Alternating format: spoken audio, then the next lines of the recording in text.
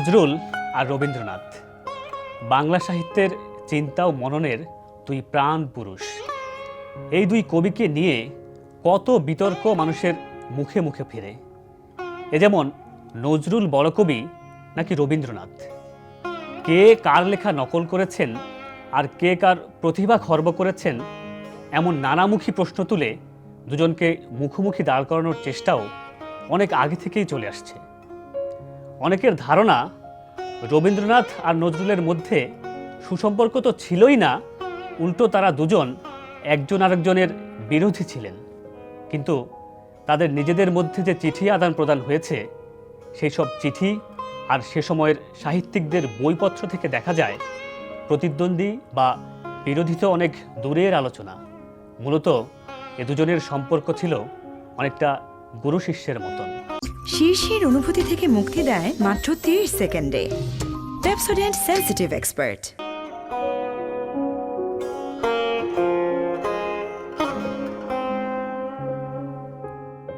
কেমন ছিল দুজনের ব্যক্তিগত সম্পর্ক, সেই আলোচনায় যাওয়ার আগে আপনাদের একটা গল্প বলি। একদিন গ্রামোফোন কোম্পানির গানের রিহার্সাল রুমে নজরুলের কাছে এসেছিলেন একজন পত্রিকার সম্পাদক। উদ্দেশ্য নজরুলের কাছ থেকে কয়েকটি কবিতা নেওয়া। সেই সম্পাদক নজরুলের সাথে একটু ভাব জমানোর জন্য নজরুলকে বললেন, লোকে যে যাই বলুক, আপনার গান কিন্তু রবীন্দ্রনাথের গানের থেকে অনেক সুন্দর। নজরুল চোখ লাল করে সেই সম্পাদকের দিকে তাকিয়ে বললেন, দেখুন, আমরা যদি কেউ না জন্মাতাম বাংলা সাহিত্যের কোনো ক্ষতি হতো না, কিন্তু রবীন্দ্রনাথের গান বেদ মন্ত্র। তার গান ও কবিতা আমাদের 7 রাজার ধন। লেখা নিতে এসেছেন, নিয়ে যান, আর কোনোদিন আমার সামনে এমন আমলাগাছি করবেন না। এই বলে নজরুল তার কবিতা লেখার কাগজের বান্ডিলটি ছুঁড়ে দিলেন সেই সম্পাদকের দিকে।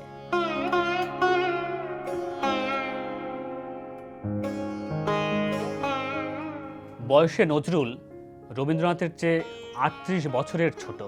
তিনি যখন স্কুলে পড়তেন তখন থেকেই তিনি রবীন্দ্রনাথের ভক্ত। তিনি নিজেই সে কথা স্বীকার করে লিখেছেন, বিশ্বকবিকে আমি শুধু শ্রদ্ধা নয়, পূজা করে এসেছি সকল হৃদয় মন দিয়ে।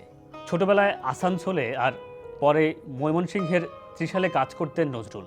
সেজন্য কলকাতায় গিয়ে রবীন্দ্রনাথের সঙ্গে দেখা করা তার পক্ষে সম্ভব হয়নি। কিন্তু সেই সুদূর করাচিতে তিনি রবীন্দ্রসঙ্গীতের স্বরলিপি নিয়ে গিয়েছিলেন। সেখানে তিনি ঘণ্টার পর ঘণ্টা ক্লান্তিহীন রবীন্দ্রসঙ্গীত গাইতেন, এমনকি কলকাতায় এসেও গাইতেন। আর তাই খ্যাতিমান রাজনীতিবিদ মুজাফফর আহমেদ মজা করে বলতেন, নজরুল হচ্ছেন রবীন্দ্রসঙ্গীতের হাফিজ।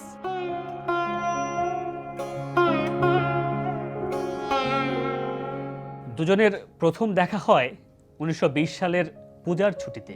ডক্টর মোহাম্মদ শহীদুল্লাহকে নিয়ে রবীন্দ্রনাথের সঙ্গে দেখা করতে শান্তিনিকেতনে যান নজরুল। আমাদের অশেষ তৃপ্তি হতো যদি দুই কবির এই সাক্ষাৎকারের কোনো বিস্তারিত বিবরণ থাকত, কিন্তু দুঃখের বিষয় তা নেই। তবে মুজাফফর আহমদের দাবি, সেদিন নজরুলের বাউন্ডুলেপনায় একটা জ্যোতি দিতে চেয়েছিলেন রবীন্দ্রনাথ।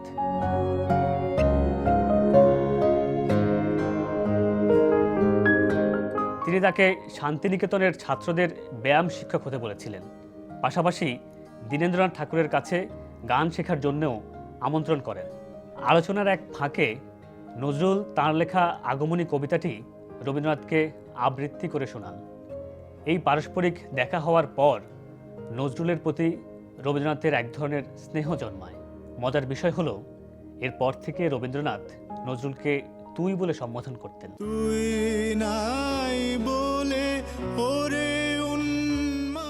দ্বিতীয়বার দেখা হয় 1922 সালের 21 জুলাই ছন্দের জাদুকর সত্যেন্দ্রনাথ দত্তের স্মরণ সভায়। নজরুল সেখানে হাজির হন শোকবাণী আর গান নিয়ে। সভায় এত লোক এসেছিল যে নজরুল বসার জায়গা না পেয়ে দাঁড়িয়েছিলেন। রবীন্দ্রনাথ ছিলেন সেই সভার সভাপতি। তিনি নজরুলকে দাঁড়িয়ে থাকতে দেখে মঞ্চে ডেকে নিয়ে তার পাশে বসান। নজরুল যে রবীন্দ্রনাথকে গুরু মানতেন সেটি তার আমার কৈফিয়ত কবিতায় উঠে এসেছে। সেখানে নজরুল লিখেছেন, গুরুকণ তুই করেছিস শুরু তলোয়ার দিয়ে দাড়ি চাছা। যারা নজরুল আর রবীন্দ্রনাথের সম্পর্কের ফাঁক ফোকর খুঁজে বেড়ান তারা হয়তো জানেন না, রবীন্দ্রনাথ তার পরিবারের সদস্যদের বাইরে প্রথম যাকে বই উৎসর্গ করেন তিনি নজরুল। সময়টা 1923 সাল। নজরুল তখন জেলখানায় বন্দী। তার সঙ্গে প্রতি সপ্তাহে দেখা করতে যান তার বন্ধু পবিত্র গঙ্গোপাধ্যায়।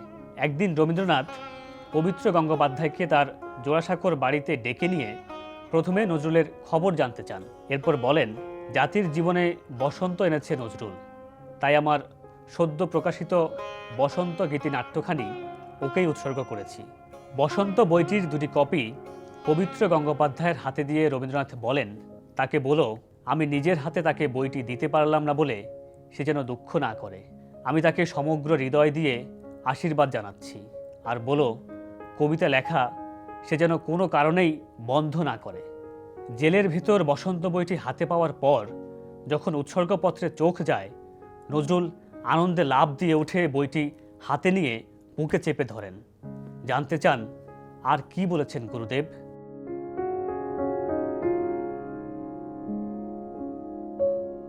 বরাবরই নজরুলের প্রতি রবীন্দ্রনাথের একটা প্রশ্রয়ের মনোভাব ছিল।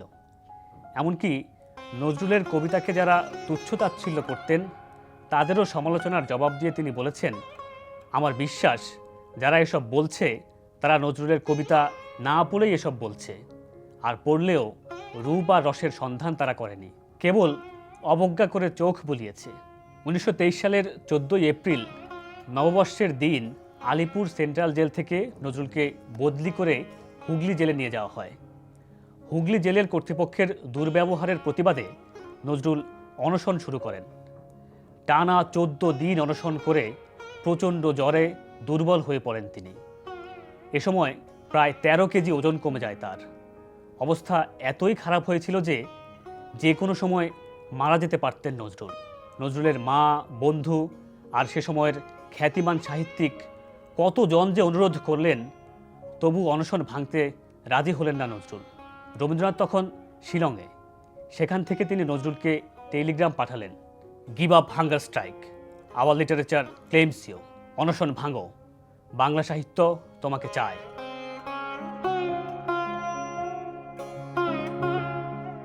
নজরুল তার লেখা শ্রেষ্ঠ কবিতাগুলোর একটি সংকলন প্রকাশ করেন 1928 সালে, নাম সঞ্চিতা। সেই বইটি তিনি উৎসর্গ করেন তার প্রিয় কবি রবীন্দ্রনাথকে। উৎসর্গপত্রে তিনি লিখেন, বিশ্ব কবি সম্রাট শ্রী রবীন্দ্রনাথ ঠাকুর, শ্রী শ্রী চরণবিন্দেষু।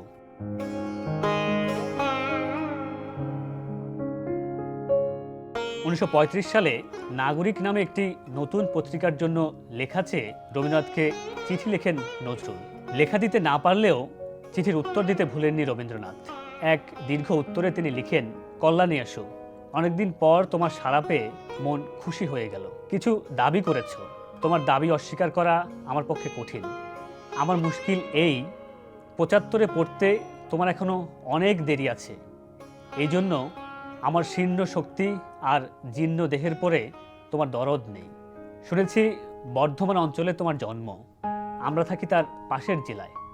কখনো যদি ওই সীমানা পেরিয়ে আমাদের এদিকে আসতে পারো, খুশি হব।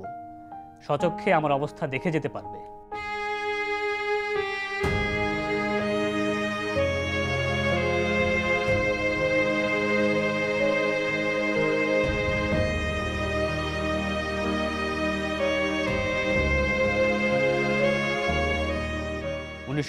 সালের 7ই আগস্ট জোড়াসাগর বাসভবনে মৃত্যুবরণ করেন কবিগুরু রবীন্দ্রনাথ ঠাকুর। তার মৃত্যুতে শোকাহত নজরুল হৃদয় স্পর্শী একটি গানে লিখেন, ঘুমাইতে দাও শ্রান্ত রবিরে, জাগায়ও না জাগায়ও না।